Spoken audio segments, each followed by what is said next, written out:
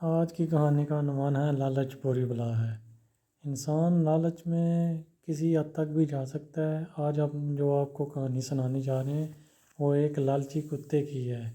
کہانی کچھ اس طرح شروع ہوتی ہے کہ ایک کتا بہت بھوکا ہوتا ہے، وہ کھانے کی تلاش میں ادھر ادھر گھوم رہا ہوتا ہے۔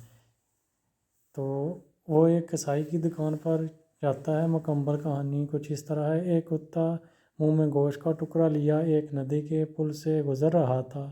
اس نے نیچے دیکھا تو اسے پانی میں اپنا عکس نظر آیا، یعنی اس کو اپنی پانی میں اپنی تصویر نظر آئی۔ وہ سمجھا کہ یہ کوئی اور کتا ہے جس کے منہ میں گوشت کا ٹکڑا ہے۔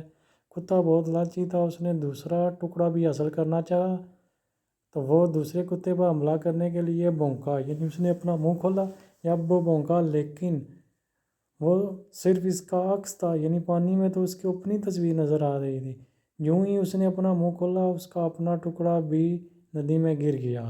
اب اس کے پاس کچھ نہ رہا، یعنی اس کے پاس ایک گوشت کا ٹکڑا تھا تو لالچ کے مارے میں اس نے وہ پانی کے اوپر سے گزر رہا تھا، تو جب اس نے اپنا منہ کھولا تو اس کا اپنا ٹکڑا بھی ندی میں گر گیا۔